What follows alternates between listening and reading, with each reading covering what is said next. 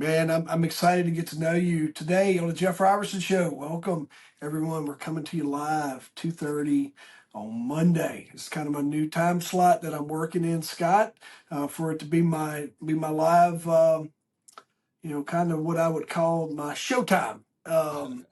Is what we're working on here. But today's guest is Scott Maderer. Knows exactly what it's like to hit rock bottom, buried in debt, on the brink of divorce, and question his purpose.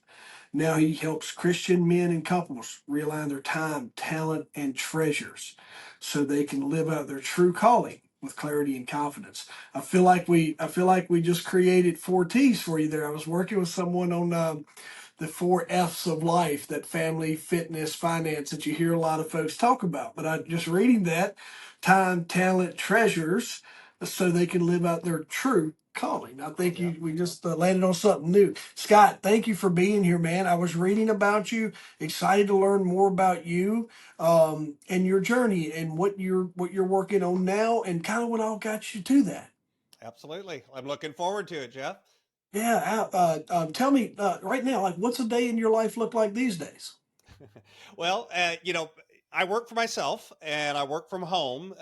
I'm a small business owner, but I work with folks literally all over the world. So because of that, usually I'm getting up. I actually get up about 5:30 in the morning and call my adopted daughter and make sure she's up and moving to work because that's just something that I like to talk to her in the morning. And then I talk to my son and you know usually a little later in the morning because he doesn't get up quite as early as she does, and make sure he's doing okay. Do my morning routine, spend some time with some spiritual time, spend some time drinking a cup of coffee, get to feed the chickens, all the fun stuff in the morning, and do a little walk and exercise. And then I usually crank it up about 7:30, 8 o'clock in the morning. Yeah, sometimes I'll have a call with a client. Sometimes it's recording a podcast episode. I have my own podcast that I'm doing. Sometimes it's working on something else in the business or meeting with a referral partner or doing some research for something with a client situation, whatever it is, doing that. And then I also, at least part of the year, I work training other coaches through an organization called Coach Connections, and so sometimes it's getting content for them together or redoing work for them or creating an assessment or doing something else to get ready for the teaching I do. And then, of course, I spend time. I've got a group of men that I meet with once a week. So, again, if it's one of those days, I'm going and meeting with them. Other than that, again, some days going to the grocery store and all of the normal stuff, but most of my work time is functioned around, getting on a call with a client somewhere and dealing with what's going on with them, trying to figure out how to best support them in the pathway that they're on. Man, that's too cool. And I tell you what, you sparked the dad in me. I've got a 13-year-old and a 15-year-old, and I wonder. I think about those days, and I'm not one to. I'm absolutely. I try to value every second now as I've gotten older.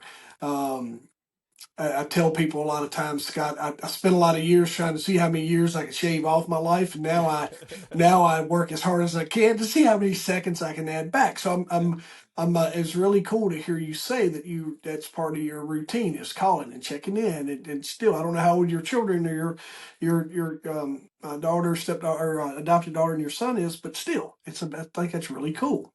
Yeah, my daughter's in her 40s and my son is 22. The young lady that I call my adopted daughter, she has two girls that she's taken adopted herself, and so we're kind of where we're in her life and in their life and all of that. She's been somebody. She's actually a former student of mine, but then became connected to our family, and we kind of have been with her and in her life most of her life. And then, of course, my son is 22. He's up in Dallas, so he's about 3 hours away. She's down in San Antonio, so she's about 3 hours the other Yeah, direction. other direction. Yeah, gonna be hot either which way you go right now, probably. Absolutely. Yeah. But yeah, I made a point. I mean, I'm on purpose is with my father and my background and my history. I had a father who was an alcoholic, and he wasn't the most loving of guys. He didn't really show my sister, myself, or my mother a lot of love in a lot of different ways. And I one of the commitments I made whenever I had a son is he's going to hear I love you from me every single day. And I think I've probably managed to keep that commitment so far. I maybe have missed a day in there somewhere when I was sick or something, but I've done the darndest I could to make sure that whether it's a text, whether it's a voicemail, whether it's a picking up the phone and call, but he's going to see those words, from me every single day, because I wanted to make sure that he didn't have the same memory if I did, as I can remember the one time my father said that to me, and I'm like, nope, he's gonna be like, when hasn't he said it to me? Yeah. Scott, I don't know my dad. I never met him. And I tell people a lot of times, I grew up with an alcoholic grandfather, or that person was. And I say alcoholic. He was reckless. He had a lot of destructive behaviors behind alcohol, right? I So think did my it's dad. probably the common. I think it's the I don't think we could truly say it was more so alcoholism. I think it was just the destructive habits that came with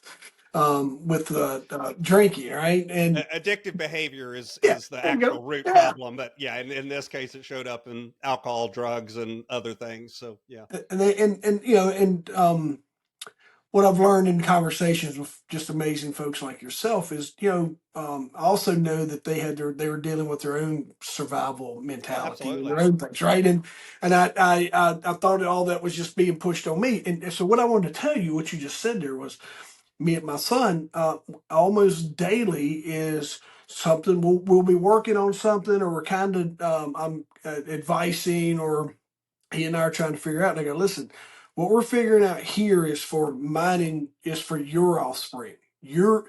I'm just, dude, you're teaching me, and me and you are figuring out. I said, what you and I developed, you're going to pass on to your kids, Mhm. and all the things. And I said, this is, you and I are starting this today, or during Mhm. our lifetime, or a little life cycle together. So exactly what you just said, man. I'm real big on that. I told him, like, whatever, all the little negative things that made me into give me the amazing life I have. All those little negative things that I've learned were just part of my path and my plan, and all those little nuggets. I was like, you don't have to deal with those. And through my mom's journey and her mom's journey, and on to me, I was like, all that now we can build based off of stability.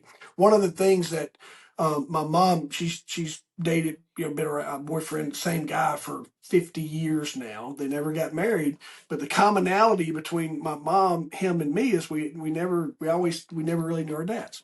So my son, I was like, that stop. You and your sister both know who dad is, and we're going to build this foundation that you two will be able to go out and use, for just generations of us to come. You guys are first. So I really appreciate you sharing that with me. Well, and I think it's again, it's a both and thing. And what I mean by that is the way we grow up, without a doubt, it programs things about us and how we think about parenting and how we think about our relationships, how we think about money, how we think about time, how we think about career. All of those things kind of get programmed into us at a level because of what we're exposed to when we grow up. At the same time, we're all also conscious beings. We have free will. We have the ability to learn. We have the ability to change. We have the ability to adapt. We have the ability to get new programming, new software. And so it's kind of that both end of how do we acknowledge the things that we had. And like you, I don't have any regrets about how I grew up or the experiences I have. I don't look back at them. The word I would use, I've actually been asked that, what regrets do you have in your life? And I'm like, I don't have any.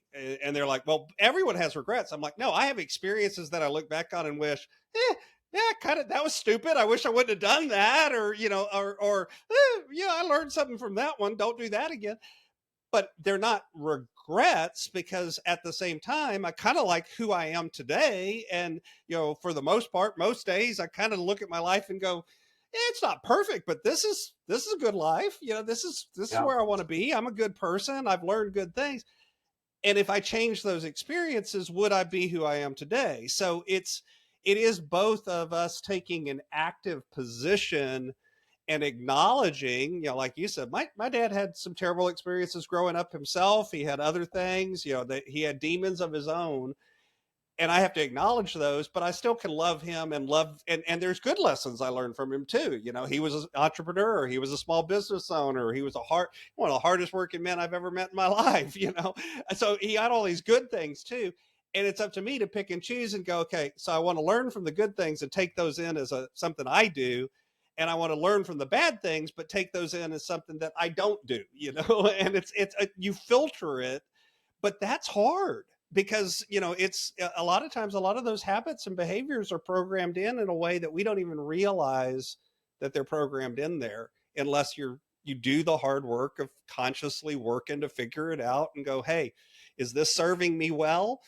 Great, keep it. If it's not serving me well, okay, what are we going to do to get rid of it then?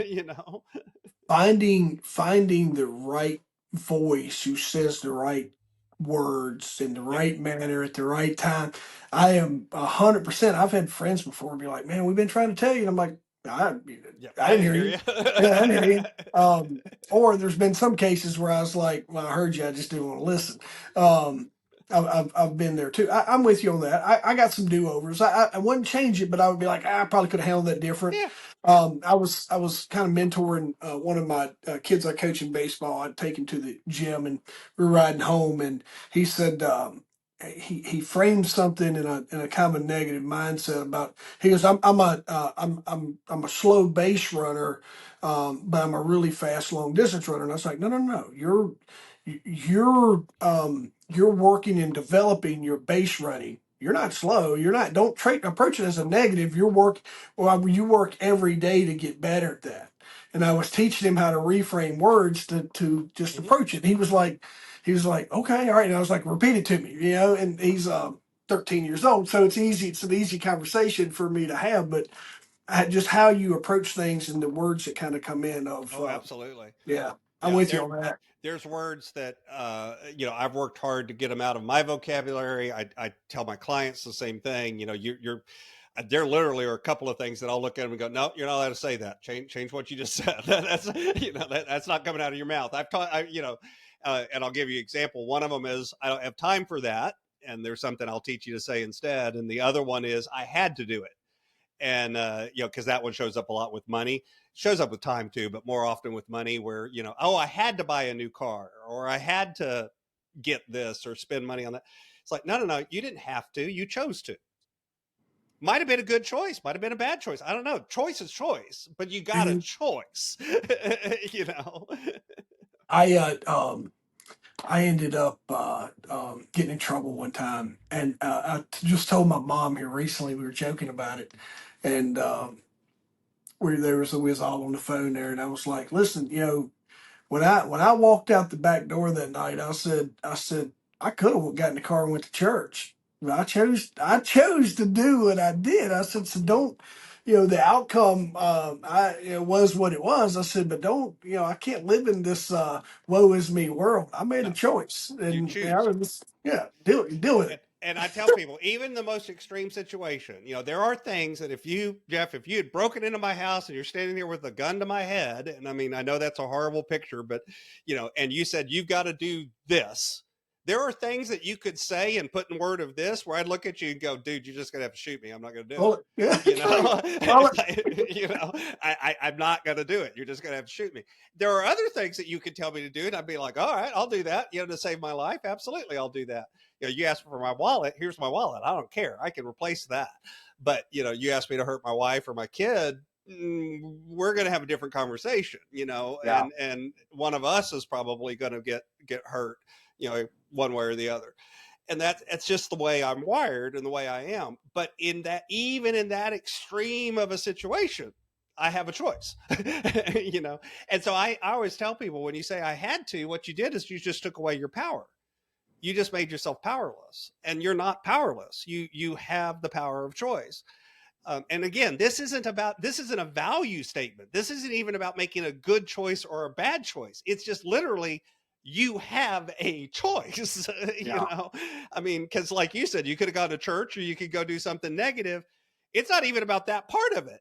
The fact that you got in the car meant you had a choice to do something, Yeah.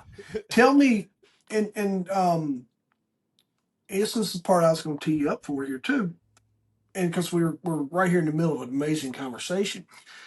You didn't get this mindset from just being born and blessed. A No. little bit, maybe a little bit. Let me reframe that because I think it was a part of being born and blessed because you did it, but you didn't. This is not something you. Sounds like you probably took a little hard path, like some I, of the best coaches do, and some of the best advice givers have lived life. Walk us back and kind of get us give us the version of to get us to where we are today. Sure. So I've had, like you said, I've had a lot of formative experiences. You already mentioned grew up with an alcoholic father, had that kind of thing growing up. I actually, I'm going to become a medical researcher was kind of my original thought. And I did that for a little while, figured out that was actually about chasing grant money. Didn't want to chase grant money the rest of my life, became a school teacher in the midst of a teaching career, which, if anyone knows anything about teaching, you work a lot of long hours. It's actually a lot of emotional work, and you don't get paid very much. And it wasn't about the money, but what happened is I had gotten married, I got divorced, and then my current wife and I got married. And as I kind of looked up one day, we had made a series of decisions where we were about $60,000 in debt, almost $70,000 in debt, and I was making about $40,000 a year. And like a lot of men, I put a lot of meaning in being a good provider, being somebody who takes care of my wife, takes care of my family, these sorts of, and a lot of men do, and that's just something that I think we're wired to think that Yeah. way. And I'm looking down at the bank account and going, I'm worth more dead than I am alive. Literally, I have enough life insurance that if I die, she's going to be better off than if I'm alive. And I got in a pretty dark place where I literally was thinking about suicide. And we weren't talking because I was going to, quote, protect her from all of this stuff, and shield her from it. I wasn't telling her anything that was going on. Of course, my wife's a pretty smart lady. She knew everything that was going on, but we're not going to talk about that, because she knew, but she was also trying to protect me and not put more stress on me. And the end result, though, is that we weren't communicating and we were drifting apart and all of that, which of course made everything worse, not better. And so I used to drive home. We lived out in the middle of nowhere, and I'd drive home on this long, windy road. And I had this plot in my head where I'd actually go off the road and it would look like I fell asleep because I was driving home late at night. And so insurance would pay out. And I mean, I had everything planned out You had a plan.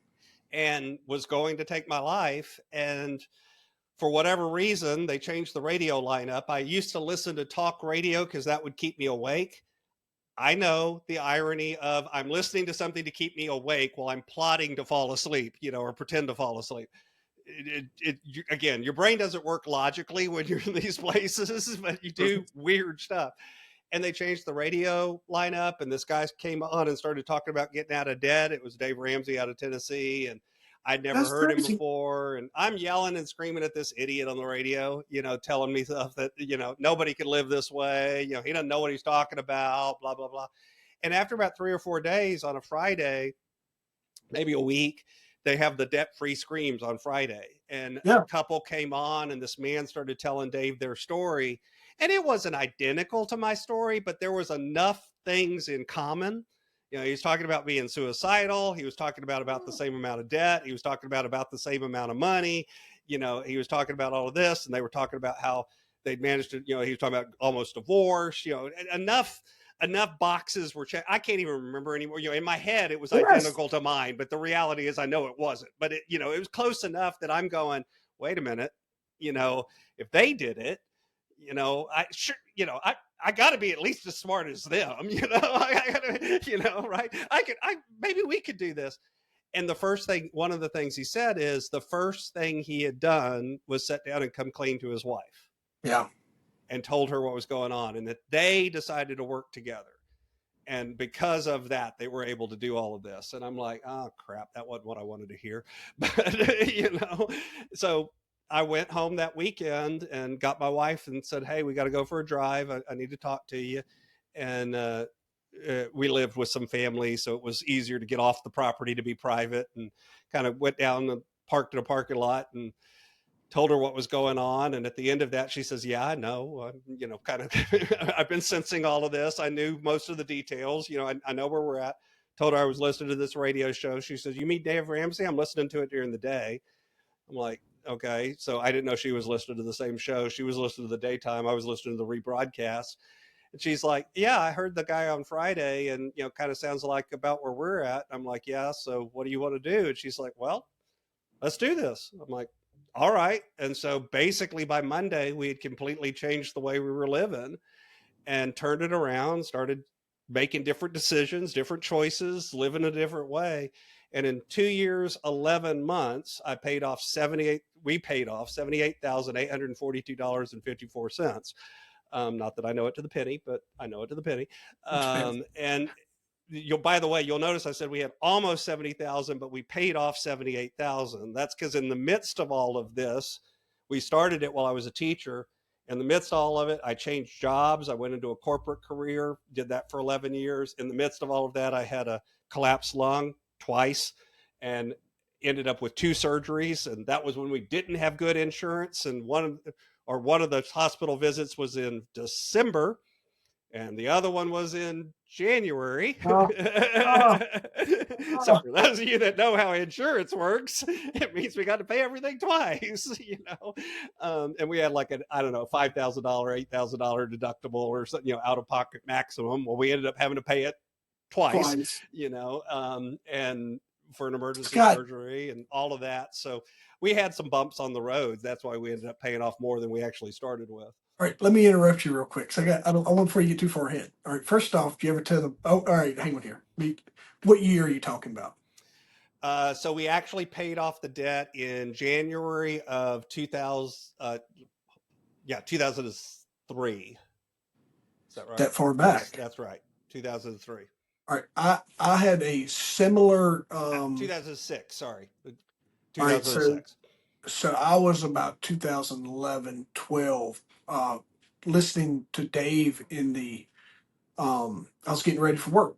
Back then, I was W-2, and I was getting ready for work, and this lady come on, and her husband had died and left them, saddled them with debt, and she had buckled down, and this, that, and the other, and like he had introduced her to Dave right when he got sick or something other, and they worked through it, and like her honor of this thing was that she was there to honor him because she had finished their thing. And I was like, I'll never let my freaking family be that. I said, this stops today. And I remember I called my wife. It's like, all right, so I want to tell you that. I just want to see where you was time wise to see. But I had a similar thing. And I think what Dave Ramsey gives us, he explained it in a manner. He reminds me of the guy I was telling you about I work with in San Antonio, Cashflow Mike. Cashflow Mike explains business finance the way that I understand it. Because I'm not I'm by the book. I'm not a very smart person. I've got tons of experience, and but when it comes to explaining math and accounting, I just like it goes in and it doesn't. He explained, Dave, that's what Dave, he gave me a playbook that was simple enough for me to follow that is like, it's not over the top, but he gave me a playbook. All right, so I want to tell you that. I want to point that out for our audience of what that is, that it, you know, one of the powers that he has. The other thing I wanted to ask you is when your wife got in the car, did you tell her about the original plan? Oh yeah. She knew. Yeah, absolutely. Yeah. That was all part of the story. And she knew I was in a very dark place. She didn't know it gone so far as plotting the suicide. And again, you know, spoiler alert, she would not have been happier with the money instead of me. But you know, that was what I was thinking at the time. But that she put the belt on. She's like, no, no. She knew I would never have done anything if she was in the car. Yeah, I mean, it was literally me being alone that caused it to happen. But yeah, she used the word there, Scott. You felt alone. Yeah, it was. If I was alone, it would. I wouldn't have ever hurt her. You know, that wasn't in me. But and you know, Dave, you know, I took a lot away from hearing Dave. You know, now my coaching is evolved where I bring in a lot of tools that aren't just quote the Dave Ramsey, you know, baby steps and all of that. And I also think it's more fluid. I don't think everyone I don't think everyone's journey is the same, and he kind of, everyone's journey is the same in the methodology. At the same time, like you, I think what he does a really good job of is putting together a system that's simple and that people can follow. And, and then honestly, to be fair, as a business person, look at him, Dave Ramsey's really good at marketing, Yeah. and that's something you can learn from him too. But at the end of the day, the work that I do with folks is exactly what you're talking about too. It's trying to take complicated stuff and make it simple. And I think one of the biggest channels is when it comes with money, and you kind of just said it yourself. Everyone always thinks of it as a math problem. If I just understood the numbers, I'd understand it. It's like, folks, it's not a math problem. It's a you problem. Yeah. It's not about the money. It's about behavior and mindset and belief and habit. And, that's the stuff that changes your money. The money's just the symptom. You would be surprised the number of business owners that I coach that have a negative relationship with money. Oh, They're afraid of money. They're money scared. They have scarcity mindset. They have all these things. Just a horrible relationship with money, just for things that was passed along to them, and they're afraid to go and because I just can't how bad understand it that. is. I can't understand. There's no way I can figure that out. So I just have to hire someone and give them all my numbers, and and they'll tell me what's going on. It's like, no, I'm sorry, they won't. You've got to learn. Well, it's not that you can't hire someone to do bookkeeping and be a CPA and all that sort of stuff. But at the end of the day, dude, nobody's going to care about your business more than you. Yeah. And you got to at least know enough to know the story the numbers are telling you. And I'm like you. I work with a lot of small business owners, and most of them, it's either avoidant behavior. I'm just going to ignore it and hope it all works out. It won't. You got to pay attention to it, or it won't. Or same thing at home. It's bad habits, or it's bad habits. It's things they come in and it's scarcity mindset. It's not thinking about things from the, not doing any sort of looking at where is money actually coming from, where is money actually going, and because of that, at the end of the day, they're just making decisions based on the best information they have, but the information they have isn't complete because they're not really looking at the picture. They're not really thinking about, the cash flow and, to use the cash flow mic, kind of thing. They're not looking at cash flow. And, that's where too, you have folks that are killed by success as well as failure. Yes. One of the things that I have that I work on sometimes, kind of what you just said, is I got a lot of folks coming and want to start business, and they're looking, there's this misconception about business credit, and business credit kind of doesn't exist till you start in like 2 million or so in liquid. You got to get pretty big before they start giving the business credit. You can't go out and butcher your personal credit. Just for the this is greater good here for the audience. You can't go butcher your personal credit and then go try to establish an LLC and an EIN, thinking you're going to be able to lean on that business credit. It just doesn't work like that. Yeah, they want a personal guarantee most of the time. Yes. So I send people back to where you just said. I'm like, listen, man, let's we can't get here yet, but here's a plan where you can still get your business open, but we got to work. If you can't, you don't clean banks up this mess. Yeah. We got to fix your and get your experience and get you comfortable with money, so the banks will look at you and say, hey, this is all the work. Like go back to previous Scott, and a bank looks at that package when you go in and say, hey, I want $100,000 to open a business, and they go, yeah, not today. They go back and look at this Scott, and they go, wait a minute, this guy was totally train wrecked upside down, but he fixed it, and he's smart, right? Everybody appreciates that. Well, and the other attitude too, so like my wife and I actually don't use credit. So like we recently bought a house. When I say we bought a house, I mean we bought a house. I don't mean we financed a house. And and we've been blessed and gotten some gifts and other things that have helped us out along the way. So it's not all, don't misunderstand. This isn't I done it all myself and no, I've been blessed in a lot of ways. But at the same time, it's deciding what's important to you and what you want, and then actually living it out. And like you said, what happens is a lot of times the behaviors that are showing up at home, you think the business is going to solve the behaviors, and all the business does is give you another place to have the same behavior, and so you end up taking from the number of people that I see two extremes. One is I get the business going, but then every time there's an emergency at home, I end up raiding the business, which slows down the business growth so that I can solve the problem at home, which then creates a business problem. So now I'm spending all this time fixing the business problem. Well, guess what? Now I have a problem at home again, and you're in this constant loop of you got a problem on one side of the scale or the other, and you're constantly stealing from one to fix the other. Yeah. That doesn't work, Or the other one is the number of people I see that get up going into business. They've been working in it 2 or 3 years. And it's like, so how much are you paying yourself? They're like, oh, I haven't paid myself. And it's like, wait, you're not in a business then, dude. That's an expensive hobby. Let's talk about how you can actually pay yourself. And it's because they're just not paying attention and not thinking about it the right way. I ask people a lot of times when that comes up. I have two ways I frame it. Um, would you, if you were working at a W-2, would you let them go pay cycles and not pay you? And they're like, no. And I'm like, No. well, why are you doing it? The other way I frame that around is I have someone who's stepping down and they're trying to take their hobby to the next level and they're trying to get their mind wrapped around what, Jeff, I know I'm not going to pay myself for the first year, that and the other. And I go, well, let me ask you, here's what I want you to do starting next week. So when you get paid at your company, I said, I want you to take and just reverse that transaction and send them the money back.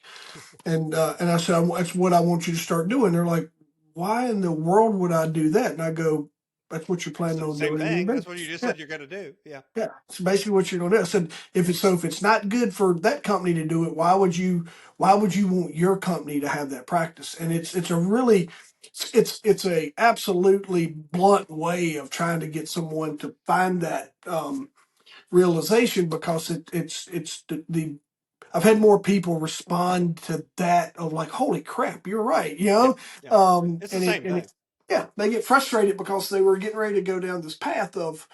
So man, I love having those conversations, and helping people get out of the way. Keep going. So you get Dave. Did you get to do debt free? Did you do the screams? Did you do Yep. all that We stuff? did the Yeah, debt did you free scream really? in 2009. So it took us 2 years, 11 months. And we did the debt free scream, did all of that. About 4 months before you can get on the show to do the debt free scream after we were actually out of debt. And then we've remained completely debt free, ever since then, as well. So had a son during all of that. He's now out of the house and working and doing all of that. And, a lot of other changes. Like I said, I went into the corporate world, did that for 11 years, worked myself up into a senior position, realized in the meantime, we were doing this debt stuff and people started coming to us and going, y'all are weird. Can you help us be weird? And, and we're like, yeah, sure. We can help you be weird. That's easy. Let's talk about it. And it turned into a coaching business kind of by accident. But then I realized that a lot of what I'd been doing through teaching, through the corporate work, through learning, through John Maxwell, DISC, other things that I brought into my circle, it's like, this is all of the components I need to be doing this coaching stuff. So I started it on the side while I Yeah. was in corporate, and then I literally reversed my climb up the corporate ladder. It took me a year to leave my position because I was in a relatively Yeah. senior position. I'm like, I'm not leaving the company in the lurch. So let me give y'all notice. I'll train my replacement. Then I'll assist them, and then I'll go to part-time, and then I'll leave, and did all of that. And then started the business up full time. Been doing that full time since 2017. So that's and that's, again, I love it because I get to work with people. I get to see the light bulbs. I get to talk to people all over the world. I get to, work from home. When I need to take off, I take off. The things that people say they want about a business is freedom and flexibility and to provide for their families and these things. And it's like, well, I've managed to create a business that at least right now does all of those things for me, and that's kind of the dream that I think a lot of business owners have. So is it perfect? Nah. But is it, what I want? Absolutely. Man, that is really. It's really cool, that you've got to experience that, and it. I probably. I probably need to do a better job of talking about that because I was upside down, right? I knew that struggle. And a lot of that comes out of that just being stuck in survival mode and some of the things that people are. And I wrote down that I was just reading your bios and just kind of getting to know you. But what does it practically look like to build a life around a calling instead of survival? So one of the things that I like to define first is what calling is, at least to me, because I think a lot of times we get confused. So in English, there's actually two different words and we use them interchangeably, but they don't mean the same thing. And the words are career and vocation. So career, the root word for career comes from the word for cart. It means something that gets you from point A to point B. It's a mode of transportation. Vocation comes from the same words that comes vocalization, vocal, vocalize, vocalis. It means to be called. It literally means the thing that you're called to. And so first off, I'm a person of faith, and so I believe that to be called means there's a caller, and in my language, in my lexicon, that's God. Again, I don't care. Believe whatever you want to believe, call it whatever you want to call it, the universe, design, whatever it is. But I believe that we're kind of hardwired within us are things that are the things that come easy to us. They're the things that bring us joy. Sometimes they're the things that come hard to us too, but they're the things that give us energy and joy. They're the things when you find yourself involved in them, it's like, man, the fire gets lit, the eyes light up. You can tell when somebody's operating in those things. And what's interesting is that calling, I believe, shows and threads through all of the different roles you have. So it shows up in how you're a father. It shows up in how you're a spouse. It shows up in how your money looks. It shows up in your spiritual walk. It shows up in your career. It shows up in all of those things. So to me, calling is bigger than just what you do for a living. Okay. Calling, what you do for a living is part of it, but it's not the whole thing. And so in my case, part of that came about going, well, I want to design a business where I can live out my calling, not just in my work, but also in these other things. So it gives me time to serve on nonprofit boards. That's important to me. That's a value that I have. It gives me time to pick up the phone and call my son and my daughter in the morning, and do that. So I've tried to design not just my career, but all of the different components of my life to give me those threads to have my passion and the things that are important to me, which honestly, the thing that gets me jazzed is helping somebody else have that same moment of clarity and go, dude, this is what I want to do. Okay, great. Now, what do we have to do to get there? What do we have to design? And by the way, that may be a W-2 job. It's not everyone has to start their own business. There are a lot of people that could start their own business and would be miserable. Don't do that then.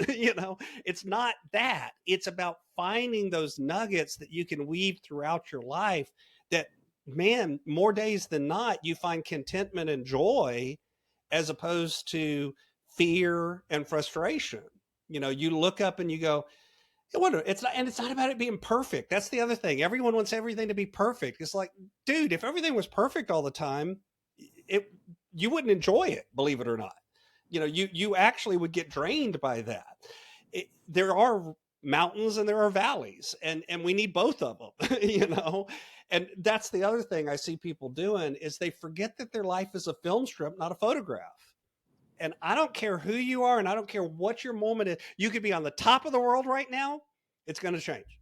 You could be in the deepest, darkest valley right now. It's going to change. I don't care where you're at in the journey. The one thing I can promise you is tomorrow's different, or next week or 3 months from now or 6 months from, it's going to be different. And when you get aware of that, it lets you step back and go, oh, okay. So it's not about making everything perfect. It's not about every moment being perfect. It's about finding the joy and the contentment and the placement in those moments. Well, that's a different thing. That's a different battle.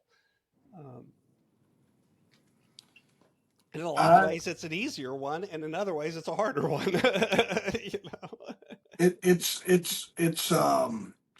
You're spot on with that, man. We walk, we drink from some of the same fountains on our journey.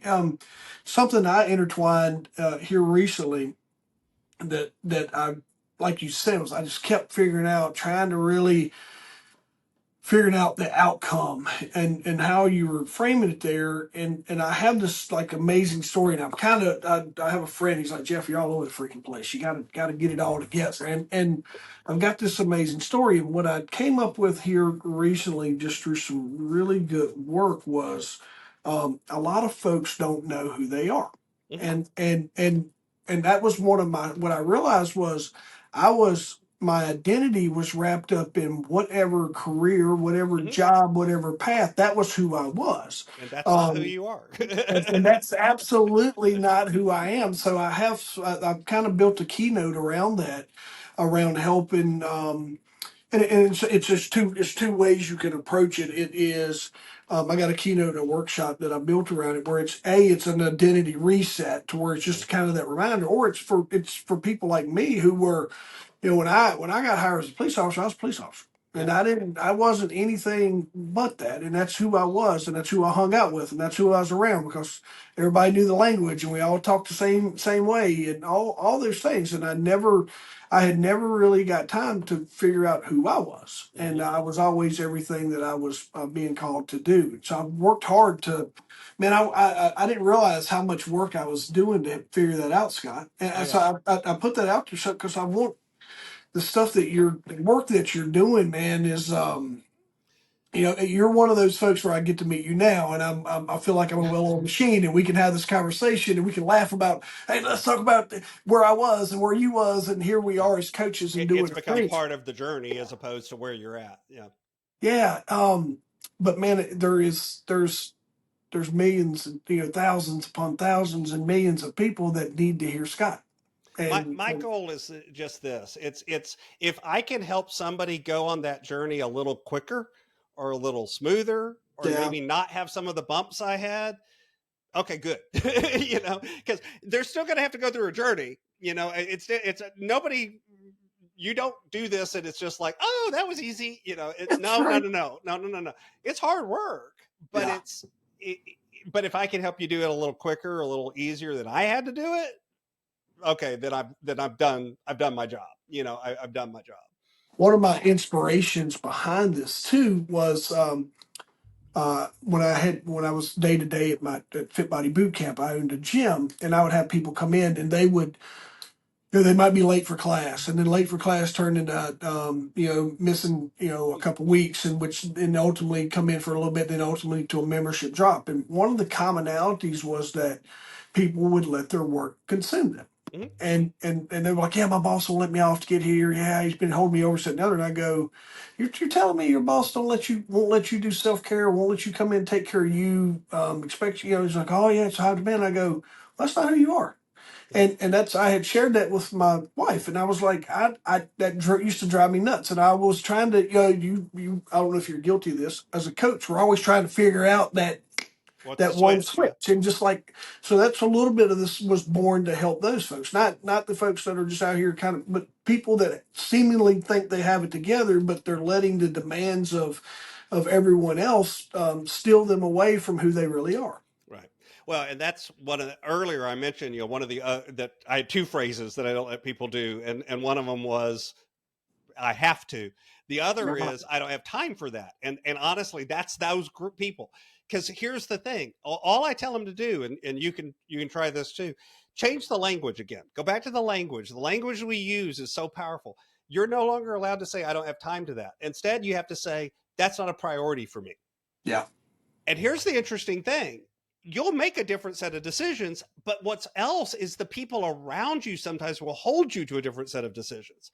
Because picture it for a minute, and you're sitting there in the cubicle, you're working away, you're doing your thing. Your coworker comes by and they're like, hey Jeff, I thought you had your daughter's soccer game tonight. You were going to go to your daughter's soccer game. And you're like, oh man, I just don't have time to make it to the game. Your coworker is going to pat you on the back and go, poor Jeff. Oh, you're working so hard, poor Jeff. I understand we're all busy. It's high demand, blah, blah, blah, blah. Your work coworker is going to buy into your fallacy, and kind of support you and commensurate with you. If on the other hand, you look at your coworker and you go, oh, it's just really not a priority to make it to my daughter's soccer game. Yeah. Your coworker's going to grab you by the ear and drag you out to the parking lot and throw you in your car and be like, dude, sure, go to your soccer game. Of course it's a priority to go to your daughter's soccer game. And you'll make a different decision too, because if you say that out loud, you're going to feel like a jerk. Yeah. But when we say we don't have time, everyone pats us on the back and goes, oh, I'm so busy. Busy has become a badge of honor. And it's like, busy isn't a badge of honor. Busy just means doing a bunch of stuff. It doesn't mean you're doing anything that's good or right. It just means you're doing it. Well, wait a minute. Instead, I don't want to be busy. I want to be productive. I want to do things that matter. That's the goal. That Scott, that is probably a folks rewind that and listen to the last 2 to 3 minutes of what he's explaining to you. And when you get ready, when you go to make this decision on choices, like we were talking about earlier, but when you're going to make this choice on whether you're not going to go to that game or you're not going to go to the gym or whatever that might be, is add that priority word in there and see what that sounds like to you. And I can tell you, because I was sitting here running through some scenarios in my head, and I'm not on that side of it in a lot of these situations, but that stings. Oh yeah, it'll absolutely sting you if you approach it from that, and it'll change your mindset. It makes you reorder things, which is the whole point, because again, why were the people coming to the gym that weren't coming to the gym? Coming to the gym was important to them. Yeah. It was a priority. But what were they doing? They were allowing something else to set their priority instead of them setting it. And no, you can't do that. Scott, will you tell us, walk us through who your ideal client is, who you're, for the folks that are listening, someone, and you know someone who you're like, you know what, I know someone would be a good fit for Scott. Walk us through your ideal client, and then how would you like for them to get in touch with you, to keep the conversation going with you? Absolutely. So, and thank you for that opportunity. My ideal client is usually a person of faith, not always, but they at least got to be faith friendly. And they look up and those two things that we just talked about, they find themselves saying, there's stuff I'm supposed to be doing, but I don't have enough time or I don't have enough money. More often than not, those are the triggers. When they find themselves saying that, they're probably somebody that's worth me having a conversation with. A lot of them are couples, a lot of them are small business owners, a lot of different people, a lot of different countries, different experiences. But it's when they have that block between, I know I'm supposed to be doing this, and what's holding me back is time and money. It's worth an introduction. And I actually put together a landing page just for your listeners, and it has some free resources, but it also has a way folks can get in touch with me. And you can find that over at inspiredstewardship.com and then just /Robertson. So just like the name of the show. And basically they're, like I said, free resources, a little bit about, I've had a book, Inspired Living. I've got some other information like that. And the book honestly is a good place for somebody that maybe wants to start, but doesn't necessarily want to meet with somebody yet, but wants to start working on it. The book is a really good kind of primer. I tried to do kind of like you were talking about earlier, of take it down and go, okay, here's the complex stuff, but here's some simple stuff you can do to get started. And you can find all of that over at inspiredstewardship.com /Robertson. Man, take advantage of that, folks. I will. I'll always do a blog post for my guests, and we're going to backlink to that. So if you get lost, it'll be in the show notes. It's going to be in all the areas that we normally do, and then I'm going to I'll do a blog post referencing that link. Thank you for doing that. You're absolutely. I've done a lot of podcasts, and I believe that the effort we put into helping lift each other's brands is important, and you're one of the few people that takes advantage of that, because I try to absolutely help amplify every voice that I can that comes on here. So I appreciate you giving us that opportunity. I hope you're back on here at some point in time, man. It's an easy conversation for us. I think we, like I said, we've canoed in the same waters. So Well, and it's that's the that. thing is there's got to be more people out there saying the same message. Yeah, I think, and I get a feeling you're the same person as me. It's not about I've got to be the only one doing it. It's about, dude, yeah, there's a lot of people out there that need a lot of help, and if I can make their journey a little easier, if you can make their journey a little easier, whoever it is, dude, go listen to that person, yeah. because you don't have to have nearly as many bumps and bruises as Jeff and I have to learn the lesson. Yeah, you touched on it. And that's folks. One of my passions is helping people navigate with more certainty and on an easier, less rocky path than what I put myself through. And people was Yeah. trying to help me along the way, um, too. But just that voice sometimes is the one you're looking for that resonates So with you. so wait, you're stubborn too, Seriously. huh? Uh, if you're gonna be dumb, you got to be tough, is what I was told at one point in time. Man, thank you for being on, Scott. I appreciate you, folks. Make sure you connect with this guy. He's on a mission, and let's do what we can to help support his mission. Sharing this episode with some folks that that's looking for Scott or needs Scott in their life. Thank you for being on today, man. I appreciate you. Thank you for having me.